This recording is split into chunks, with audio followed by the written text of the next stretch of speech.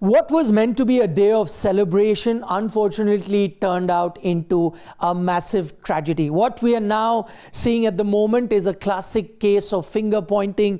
One person saying the other is responsible, the other saying the third person is responsible. What I'm going to do now is try and break down the chain of events, because I was there at the Chinnaswamy Stadium and I literally saw the tragedy unfold in front of my eyes. So I'll try and set the record straight, try and give you a perspective so that you know with whom does the buck stop, and if there is indeed a party that you really need to point a finger at, who could that be? Because at the moment I'm just seeing fan wars happen on social media. Let me give you a picture of all things that I saw. This is a first person encounter that I had, and this is a first person account that I'm going to be sharing with you. Let's start with these images, and these are images of cops resorting to lathi charge. Now my first point is these are fans, these are not rioters.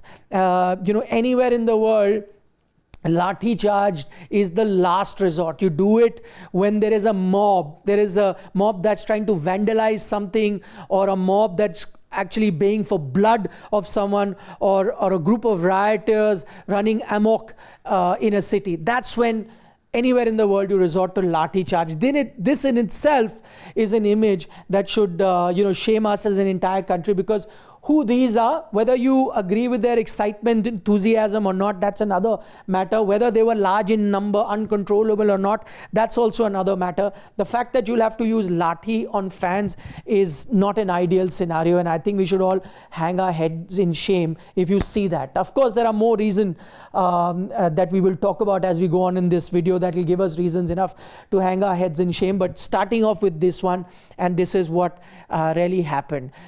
Many are saying that the ceremony should not have happened. Why did RCB have to do it? Why did they need to celebrate? First things first, I think it is the right of every fan to celebrate. That RCB is popular, I'm sure, like the Kolkata team is popular, KKR in Kolkata or Chennai Super Kings in Chennai. Anywhere, if you're a fan of a franchise or a team in any sport, you have all the right to celebrate. So let no one say that they should not be celebrating. Point number two, let no one also say that the authorities cannot be arranging for security and so on and so forth. I'll get to the timing a little later, but again, the job of the authorities, administration, cops, is to ensure safety and security of every citizen of that city, or for that matter, the country. That's what cops are paid for. That is what they're trained for. Where do they get their money? From the taxpayer. Who are the taxpayers? These fans. They are passionate fans. Every franchise also has a right to celebrate. Let no one tell you, I know I'm seeing a lot of opinion there that, there should be no open bus parade. There shouldn't be this, there shouldn't be that. That's a personal opinion. And if somebody doesn't want to participate, I'm sure there are many RCB fans who didn't want to go to the open bus parade. But there were about 300,000 that wanted to be part of the celebration. I think that should be respected.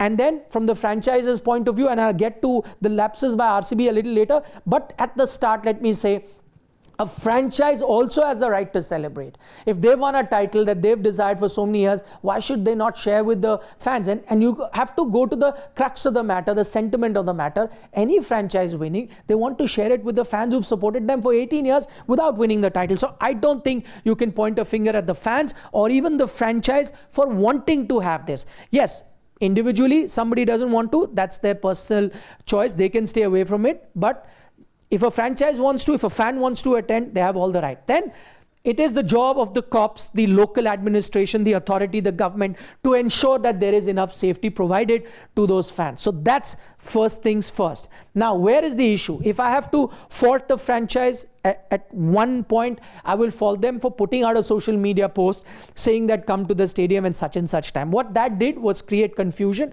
What that did is then, fans did not know whether they can buy a ticket, if they can, where they can buy it from.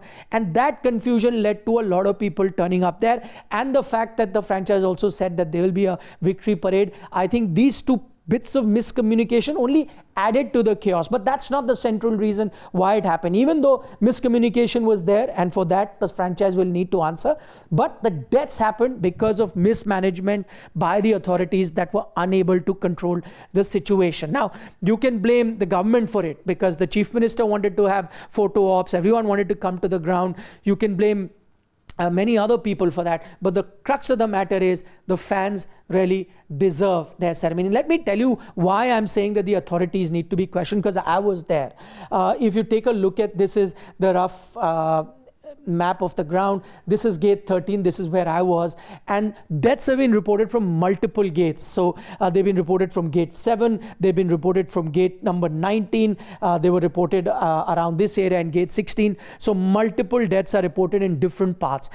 Something that I experienced firsthand was when I was walking from the Cubbon Park metro station. There is a junction here, BRV junction, which is a massive one. From there, walking towards gate number 13, I encountered that around gate 16 here, there was a huge set of people celebrating that blocked the road. Then people that were trying to go either left or right to find their gates, they got caught. And the reason why there was a lot of crowd here, because the buses, open top buses, were parked here.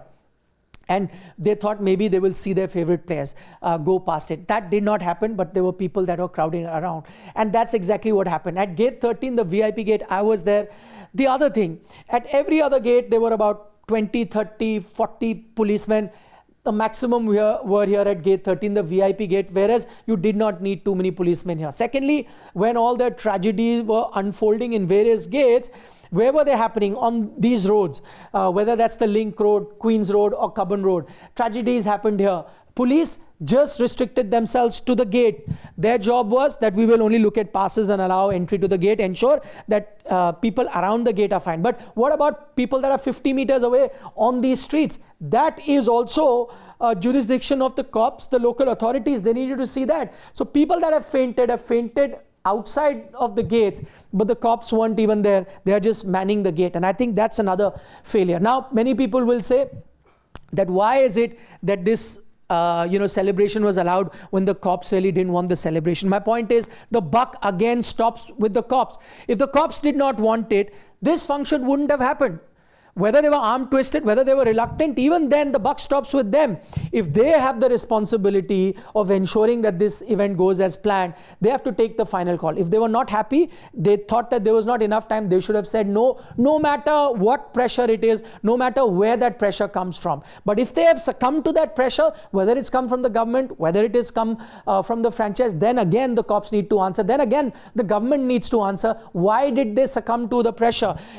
Famously, if you remember, Sam Manekshaw, in 1971, he was asked by Indira Gandhi that, let's plan an attack. He said no. He said no to the Prime Minister because he knew at that time his army was not ready. When they were ready, he said yes. And exactly what you would expect from the authorities, because at the end of the day, law and order situation is with the local authorities. And if they were not confident, they would have said no. It can't be that the entire parade happens without the permission of the cops. Yes, it may have been reluctant, maybe it was forced upon them, but it was there.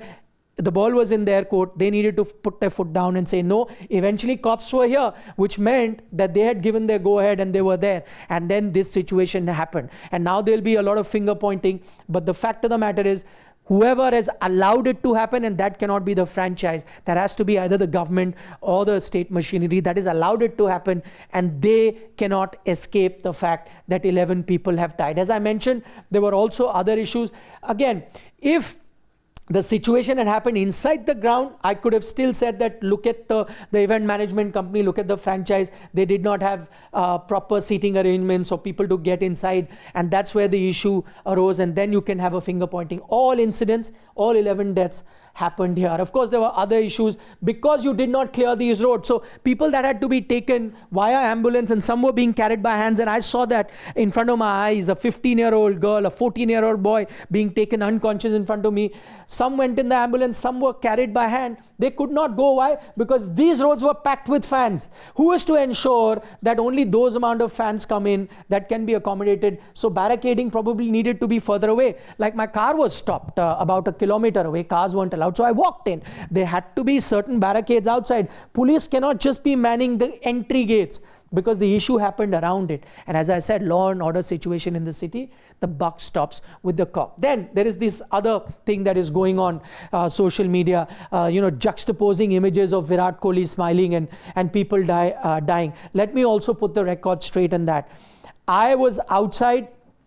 I was almost in the Stampede near the Cubbon Park metro station. When I was crossing with my camera person, I got caught in a whirlpool of fans, and at one point, it was difficult to breathe, but because me and my camera person, two grown-up men, we could still manage our way through. In fact, we were not walking, we were just getting pushed around. We automatically went out of the crowd. But at that moment, I was thinking, imagine if I were a girl, or if I was a 13, 14-year-old boy, not strong enough to stand there. If I had tripped, if I had fallen, that was the end of it. And that's exactly what happened. So around 4 o'clock is when I crossed that, and I know that an untoward incident is just around the corner. Somehow me and my camera person went out of that crowd. We went to gate number 13 from where we were entering, and in another 15 minutes, so around 4:20, 4:30, I started seeing some people, unconscious people, being taken in either by the ambulance or being carried by the security people in hand. This is around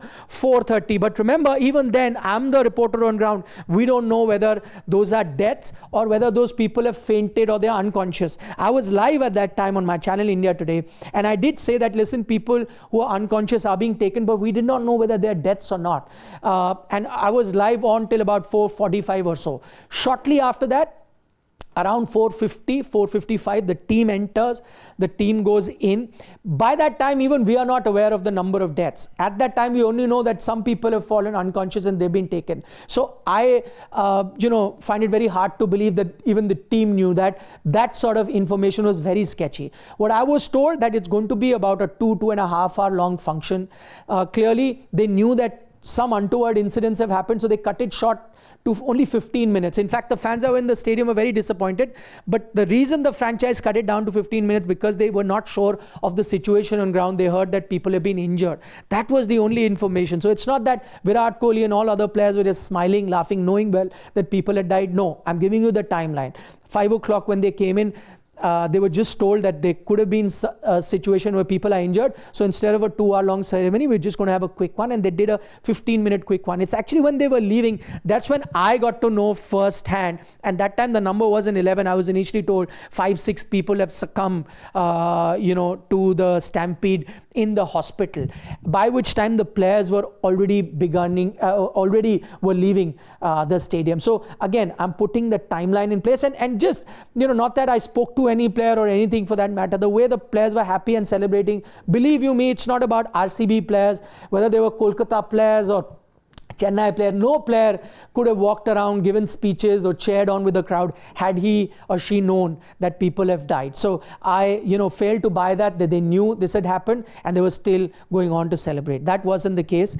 Later on, as I said, when I saw how the things really panned out, maybe a lot of things could have be done differently. Now, going back to that whole police permission and all, as I said, if the cops thought that they cannot handle the situation, even if they were pressurized by the franchise is bigger than nobody. Franchise is not going to be looking at the security. In the matches also, it's the cops that do it. And remember, might I add, it is a norm now across franchises everywhere that cops are given free passes to attend all IPL games. It's a quid pro quo sort of a scenario that they have to be given passes. If they're not given passes, they don't give permissions. Do you know that? If cops don't get passes, they don't give permission. So you're telling me that cops that can refuse permission for even a match to happen, if they're not given free passes, they allowed this to happen under pressure? I don't buy that. If they thought that this could be a dangerous situation, and it's eventually, they are the experts, the local authority, administration, the DM there, the civil servants there,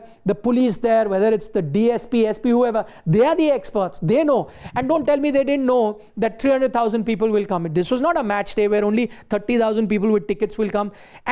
And that is exactly what your job is as an expert, to envision that, to predict that, to have some intelligence to know how to do that. These many people are going to be coming. How do I manage that? And that's the normal procedure that goes about it.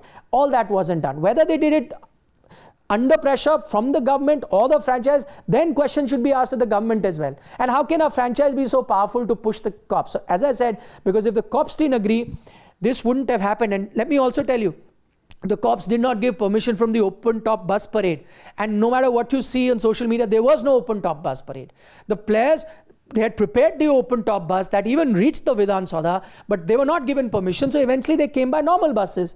It could not happen. That's why I say if the cops did not want this to happen, it shouldn't have, and they should be the decision maker. If anyone comes in their way, not allowing them to do their decision, then the cops should have said, we are not going to the stadium. We are refraining from doing that. Whatever you do, blood will be on your hands. That wasn't the case. They were there.